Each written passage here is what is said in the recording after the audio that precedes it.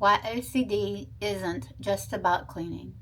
Emily is holding her newborn baby. Suddenly, a thought flashes through her mind. What if I drop her? She freezes. Her heart races. She hugs the baby tighter. Then another thought comes. Why would I even think something like that? She starts crying. She becomes terrified, not because she wants to hurt her baby, but because the thought felt so horrifying. She wonders, am I a terrible person? Am I losing my mind? Would a good mother think something like this? If someone came into my office and told me Emily's story, the first thing I would tell her is having an intrusive thought doesn't mean you want to act on it. In fact, quite often the opposite is true. And today I want to explain what OCD actually is, because it isn't just about cleaning, and understanding OCD changes everything. So let's imagine someone named Emily. Emily is sitting at home one evening watching television. Suddenly, a thought pops into her mind. What if I accidentally left the stove on? She doesn't remember leaving it on. In fact, she's pretty sure she turned it off. But the thought won't go away. So she gets up, walks into the kitchen, and checks. The stove is off. She feels relieved. She goes back to the couch. Less than a minute later, another thought appears. But what if I didn't check carefully enough? So she checks again, then again, and before she knows it, she's checked the stove 6 times. If someone came into my office and told me Emily's story, I'd tell them something that surprises a lot of people. This isn't about the stove, it's about anxiety. One of the biggest misconceptions about OCD is that it's simply about being organized or liking things clean. It's not. OCD stands for obsessive-compulsive disorder, and let's break that down. The obsession is the unwanted thought, image, or urge that suddenly appears. It's intrusive, it's frightening, and it creates anxiety. For Emily, the obsession was, what if I left the stove on and my house burns down? The compulsion is what she does to make that anxiety go away. She checks the stove, maybe once, maybe 6 times, maybe 20. For someone else, the compulsion might look completely different. It might be washing their hands, seeking reassurance, counting, praying, repeating certain phrases, or even going over conversations in their mind for hours. The compulsion isn't the problem. The compulsion is the brain's attempt to reduce the anxiety created by the obsession. And here's why OCD becomes so exhausting. Emily checks the stove, her anxiety goes down.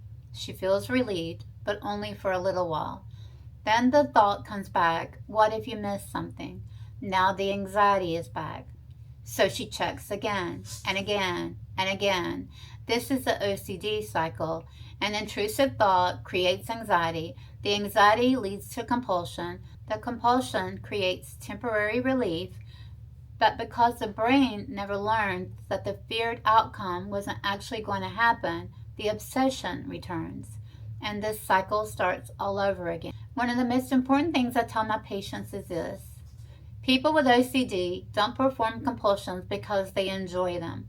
They perform them because in that moment, it feels like the only way to quiet the anxiety. Unfortunately, the relief is temporary, and every time the cycle repeats, OCD becomes a little stronger. But the good news is that once we understand the cycle, we can begin learning how to break it. But here's where I think OCD is one of the most misunderstood mental health conditions. Most people think OCD is about cleaning or being organized. In reality, many people with OCD never struggle with either of those things. So if OCD isn't really about cleaning, what is it actually about? Let's talk about that next. Now let's talk about what many people think OCD is and what it actually is. One of the biggest misconceptions is that OCD is only about cleaning. For many people, it has nothing to do with cleaning at all. Instead, it involves something called intrusive thoughts. An intrusive thought is an unwanted thought image, or what if question that suddenly pops into your mind without your permission. And here's the most important thing I want you to hear. Having a thought doesn't mean you agree with it. It doesn't mean you want it. And it certainly doesn't mean you'll act on it. Let's go back to Emily. She's sitting on the couch watching television. Out of nowhere, a thought pops into her mind. She immediately thinks, why would I think that? Does that mean something about me? Am I a bad person? The thought scares her, not because she wants it, but because it's completely opposite of who she is. That's what makes intrusive thoughts so frightening. People with OCD often become terrified by thoughts that go against their values, their beliefs, or the kind of person they know themselves to be. Sometimes those thoughts involve accidentally hurting someone. Sometimes they involve saying the wrong thing. Sometimes they involve religion, relationships, health, or questions they feel like they have to answer with absolute certainty. Notice something? The topic changes, but the cycle doesn't. The thought appears, anxiety rises, the person tries to figure out what the thought means, they analyze it, push it away, seek reassurance, or mentally replay it over and over, and for a few minutes they feel better, and then the thought comes back. One of the biggest myths about OCD is that intrusive thoughts reveal who you really are. They don't. Our brains produce thousands of thoughts every single day. Many of them are random, meaningless, or even bizarre. The difference with OCD is that the brain treats one of those thoughts like an emergency. Instead of letting it pass, it grabs onto it, and that's where the cycle begins. So why does the brain become so convinced that having a thought means something terrible? Let's talk about that next. So this leads into one of the biggest traps in OCD. People begin believing, if I had the thought, it must mean something about me. But here's what I want you to know. Thoughts, intentions, and actions are not the same thing. So let's talk about why intrusive thoughts can feel so convincing even when they don't reflect who you are. So let's go back to Emily. She can't stop thinking about that intrusive thought, not because she agrees with it, but because she's terrified by it. She keeps asking herself, why would I think that? What if having the thought means I secretly want it? What if I'm not the person I thought I was? If someone came into my office and told me that, the first thing I'd want them to understand is this. A thought is not a decision. It's not an intention, and it certainly isn't an action. Think about this for a moment. Have you ever been standing on a balcony and suddenly thought, what if I jumped? Or been driving and wondered, what if I accidentally crossed the center line? Many people have experienced random, strange thoughts at some point. The difference is most people's brains let those thoughts come and then let them go. A brain with OCD does something very different. Instead of saying, well, that was a strange thought, it says, why did I have that thought? What does it mean? Should I be worried? And the more attention the brain gives that thought, the more important it begins to feel. Imagine you're sitting in a movie theater. Thoughts are like people walking across the screen. Most of them come and they go. But OCD shines a giant spotlight on one thought and says, don't let this one leave until you figure it out. The problem is, the brain starts confusing having a thought with being the kind of person who would act on that thought. But those are two completely different things. In fact, one of the reasons that those thoughts are so upsetting is because they go against the person's values. Someone who loves their family may become terrified by an intrusive thought about harming them. Someone who deeply values honesty may obsess over whether they accidentally lied. Someone who is deeply religious may become overwhelmed by unwanted doubts or thoughts they find distressing.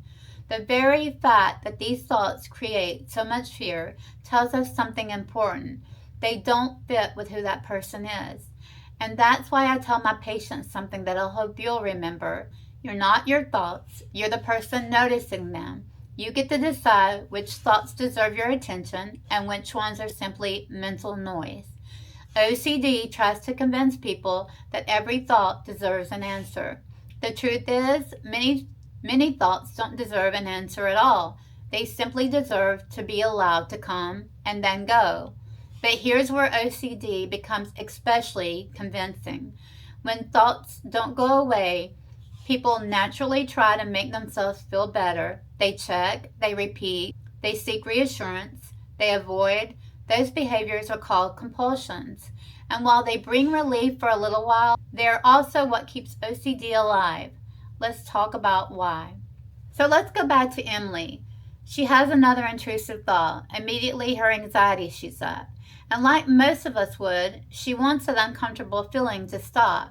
She does something. Maybe she checks. Maybe she cleans. Maybe she repeats a prayer. Maybe she asks someone, do you think I'm a bad person? Maybe she Googles her symptoms. Maybe she mentally replays the situation over and over again, trying to convince herself everything is okay.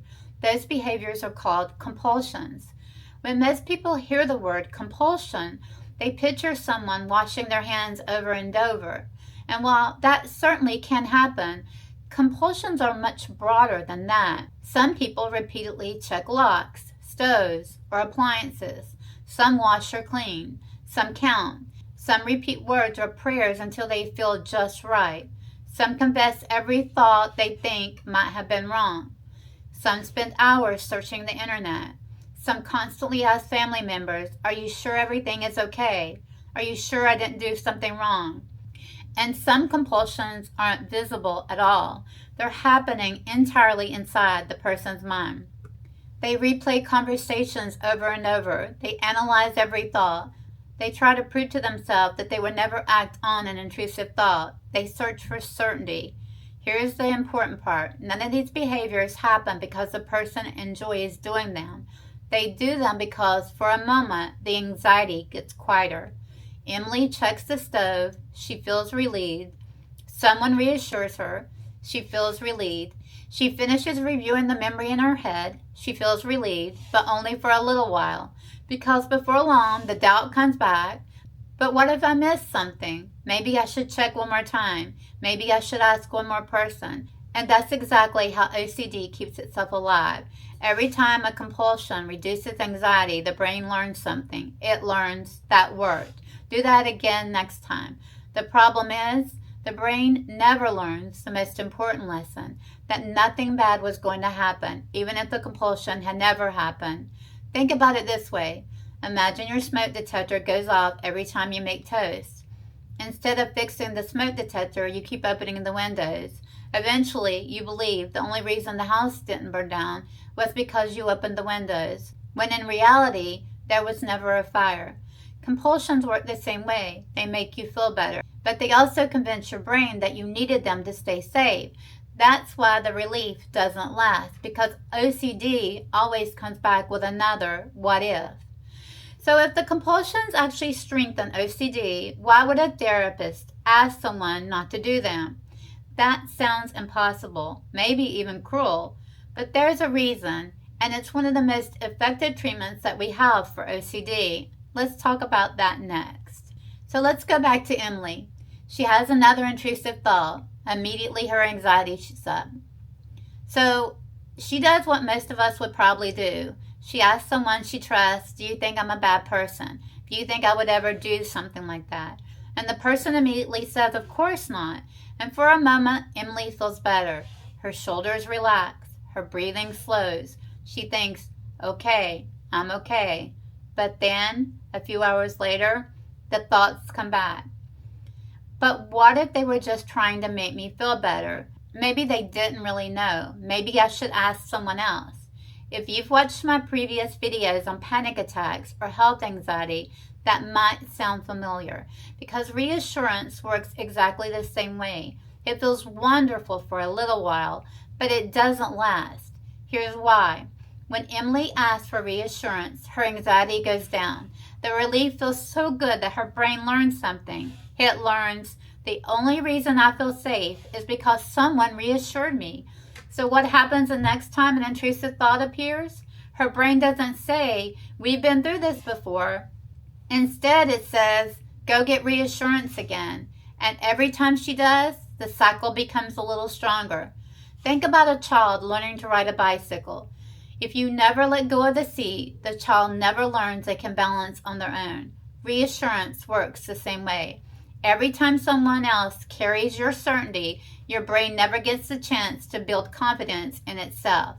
Now, I want to be careful here. I'm not saying reassurance is bad. We all reassure the people that we love. If someone is grieving or scared or facing something difficult, reassurance is part of being human. The problem is needing reassurance over and over again to answer the exact same fear, because eventually no amount of reassurance feels like enough. The goal of treatment isn't to help Emily become 100% certain, because none of us can be 100% certain. The goal is to help her become comfortable saying, maybe that thought doesn't mean anything. Maybe I don't need to answer every question my brain asks. And believe it or not, that's where freedom begins. Not by proving every fear is impossible, but by no longer feeling like you have to prove it. So if reassurance isn't the answer, what actually helped people recover from OCD? The good news is we have treatment that works. Let's talk about them next. So after everything that we've talked about, Emily looks at me and asks, Robin, does this ever get better? And my answer is yes. OCD is one of the most treatable mental health conditions we see. But treatment isn't about making ever-intrusive thoughts disappear. It's about changing the way you respond to those thoughts. One of the most effective treatments for OCD is called exposure and response prevention, or ERP. That sounds like a complicated name, but the idea is actually pretty simple. Remember Emily. Every time she had an intrusive thought, she felt anxious, and then she performed a compulsion to make that anxiety go away. ERP helps people practice something different. Instead of immediately performing the compulsion, they learn to sit with the uncertainty. That doesn't mean we're asking people to suffer. It means we're teaching the brain something new. For example, instead of checking the stove 6 times, Emily might check it once and then walk away. Will she feel anxious? Probably, but something interesting happened. If she resists the urge to go back and check, the anxiety eventually begins to come down on its own. Her brain starts learning, maybe I didn't need the compulsion after all, and over time, the alarm system becomes quieter. Another treatment that's incredibly helpful is cognitive behavioral therapy, or CBT. CBT helps people recognize the thoughts that are driving their anxiety. It teaches them to step back and ask questions like, am I treating this thought like a fact? Is there another way to look at this? Am I responding to evidence or to fear? For some people, medication is also an important part of treatment. Medication doesn't change who you are. It doesn't erase your personality. What it can do is reduce the intensity of the anxiety enough that you're better able to benefit from therapy and practice new skills. Medication isn't the right choice for everyone, but for many people it can be a valuable part of a comprehensive treatment plan. And finally, I want to come back to something we've talked about throughout this entire anxiety series: learning to live with uncertainty. OCD constantly asks, what if? What if I miss something? What if the thought means something? What if I'm wrong? The goal of treatment isn't to answer every what if. The goal is to become comfortable saying, maybe everything is okay, maybe I don't need to solve this right now. That may sound simple, but it can be incredibly freeing, because healing doesn't come from finally achieving 100% certainty. It comes from realizing you don't need 100% certainty to live a meaningful life. And that's one of the most powerful lessons people with OCD can learn. So before we finish, there's one more thing I want everyone watching this video to understand. Having OCD doesn't mean you're weak, it doesn't mean you're dangerous, and it certainly doesn't mean you're alone. Let's talk about that as we wrap up. So before we finish, there's one more question I want to answer. Robin, how do I know when it's time to get help? Here's what I tell my patients. We all have strange thoughts from time to time. We all double check things occasionally. We all have moments where we've wondered, did I lock the door, or did I send that email? That's part of being human. What makes OCD different isn't that the thought happens, it's what happens next. If you're spending hours every day caught in unwanted thoughts, if you feel like you have to perform certain behaviors just to get through the day, if you're avoiding people, places, or situations because of your fear, or if anxiety is interfering with your work, your relationships, your school, or your quality of life, it's time to talk with a mental health professional. And here's something else I want you to know. Many people with OCD wait years before asking for help. Not because they don't want help, but because they're afraid. Afraid someone will misunderstand them. Afraid someone will judge them. Afraid their intrusive thoughts mean something terrible about who they are. If that's you, I want you to hear this. Mental health professionals who diagnose and treat OCD understand the difference between intrusive thoughts and intentions. We've heard those fears before. Our job isn't to judge you. Our job is to understand what's happening and help you find the treatment that works. The sooner OCD is recognized, the sooner people can begin learning skills that help break the cycle. You don't have to wait until your symptoms become overwhelming. You don't have to wait until they take over your life. And you certainly don't have to carry them alone. One of the bravest things a person can do is say, I need help understanding what's happening to me, because that's where healing begins.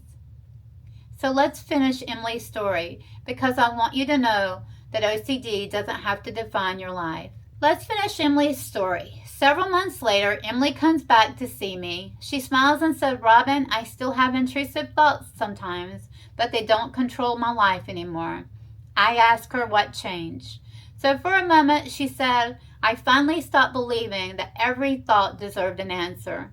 I smiled because that's exactly what recovery often looks like. Recovery doesn't always mean intrusive thoughts disappear completely. For many people, they become less frequent, less intense, and much easier to let pass. The biggest change is that they stop controlling your life. If someone came into my office today and asked, Robin, will I always have OCD? I would tell them OCD is a treatable condition. Many people experience significant improvement with the right treatment. Some people have periods where their symptoms are minimal. Others continue to have intrusive thoughts from time to time, but they've learned something incredibly important. A thought doesn't need a response. It doesn't need to be analyzed. It doesn't need to be solved, and it doesn't need to define who you are. I also want you to leave with something I hope you'll remember. If you've been struggling with intrusive thoughts, please don't measure yourself by the thoughts that scare you the most. Measure yourself by how much they bother you. The reason they're so upsetting is because they go against the kind of person you are. That doesn't make you dangerous, it doesn't make you immoral, and it certainly doesn't make you crazy. It makes you someone whose brain has become stuck in an anxiety cycle. And anxiety cycles can be treated. You're not your intrusive thoughts. You're not your OCD. And you're certainly not alone. There is hope. There are effective treatments. And there are people who understand exactly what you're going through. Sometimes the bravest thing you can do is ask for help, because healing doesn't begin when your thoughts become perfect. Healing begins when you stop believing you have to fight every single one of them. Have you ever experienced an intrusive thought that frightened you, only to realize later it didn't reflect who you really are? If you're comfortable sharing, I'd love to hear from you in the comments. Your story may help someone else realize they're not alone. And if this video helped you to better understand OCD, please like the video, subscribe to the channel, and share it with someone who could benefit from learning that OCD is much more than the stereotypes we often hear about it. Next week, we're going to talk about something that affects almost everyone at some point in their lives, why reassurance makes anxiety worse. We'll explore why reassurance feels so comforting in the moment, why it doesn't last, and learning how to tolerate uncertainty can help break the anxiety cycle. If you don't want to miss it, make sure you're subscribed. If you live in North Carolina and you're looking for a comprehensive psychiatric evaluation or ongoing mental health treatment, you can learn more about my practice by visiting the link below. And remember, the right treatment starts with the right diagnosis, and the right diagnosis starts with asking the right questions. Until next time, be kind to your mind.